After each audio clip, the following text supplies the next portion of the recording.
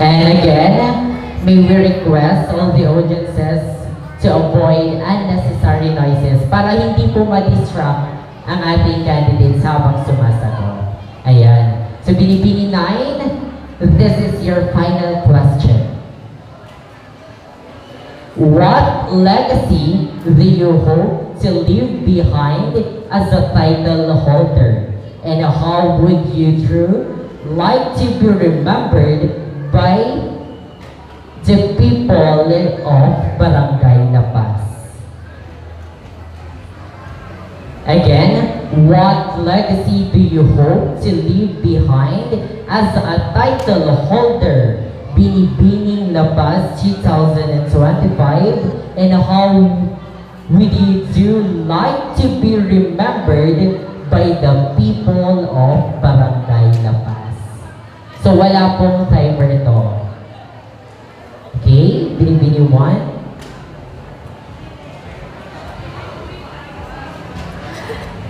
I should stand like a queen and be the leader of the community. And I should stand like my own and encourage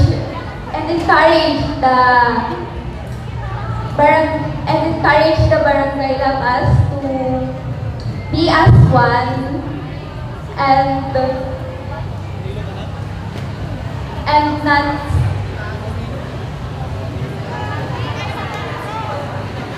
not me, it's we.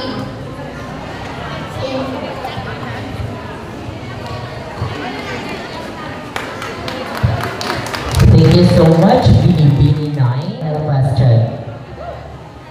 Medyo daw. So, hinong malalim. And this is your final question.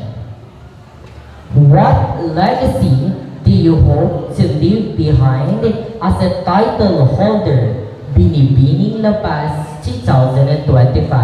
And how would you like to be remembered by the people of Barangay La Paz? I will repeat the question. What legacy do you hope to leave behind as a title holder? Binibining La Paz 2025. And how would you like to be remembered by the people of Barangay La Paz? If I had to choose a legacy to be titled,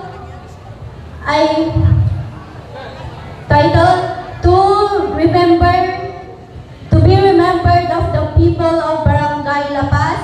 Ito po ay tatawagin kong Binibining Kaunlaran. Bakit? Ito po ay hindi para mapansin ang aking physical na kagandahan.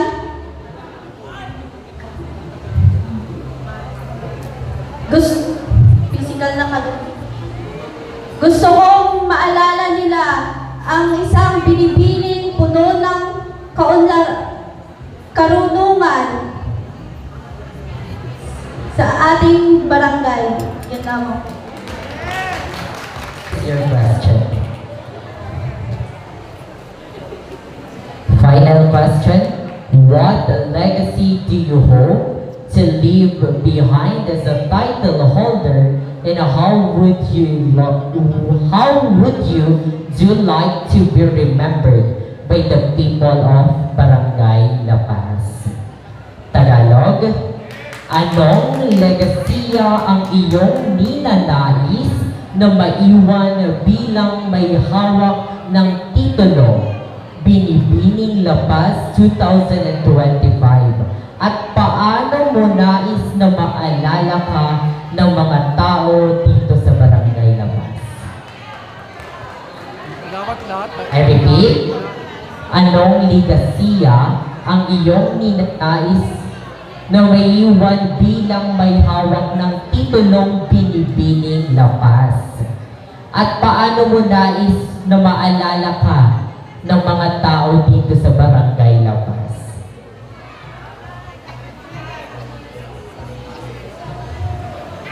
Our small more than just a place. It is a home, a foundation, and a reflection of who we are. To our young people, always remember this.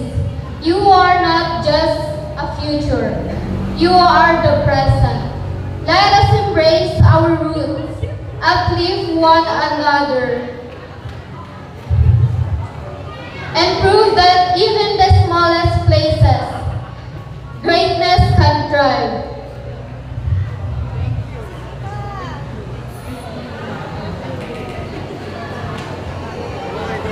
Because the true impact isn't measured by its size, but by its heart. Thank you. Okay, hingang malalim. And this is your final question. What legacy do you hope to leave behind as the title holder Binibining La Paz 2025? And how would you like to be remembered by the people of Barangay La Paz? Anong legasiya ang iyong ninanais na maiwan bilang may hawak ng titulong Binibining La Paz 2025? At paano mo nais na maalala ka ng mga tao dito sa Barangay La Paz? I hope to leave a legacy of empowerment, inspiring young people to become active leaders and change makers in their communities. I would like to be remembered as a passionate advocate for La Paz cultures, heritage, and environment, and as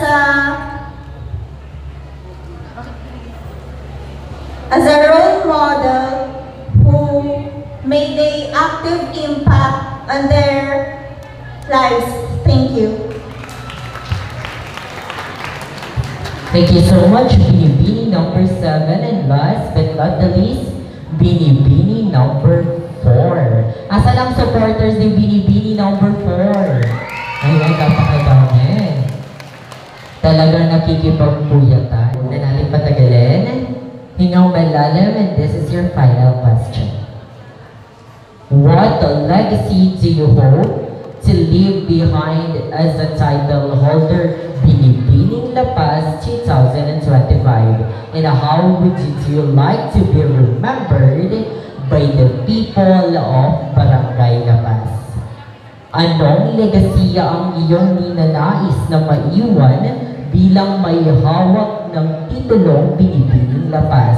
At paano mo nais na maalala ka ng mga tao dito sa Barangay La Paz? Thank you for that question.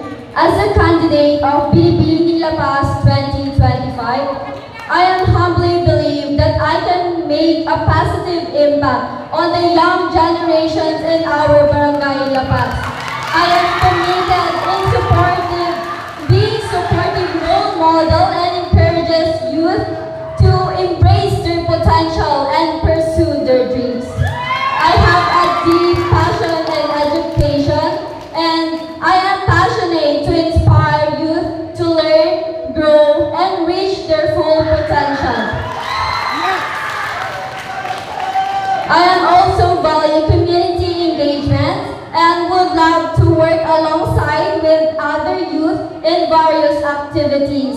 And this will fosters a sense of belongingness and teamwork. Lastly, I believe in the importance of resilience and positive mindset. I want to share and encourage all youth today to face challenges with hope and determination. Therefore, I am stand before you and uplift the young generation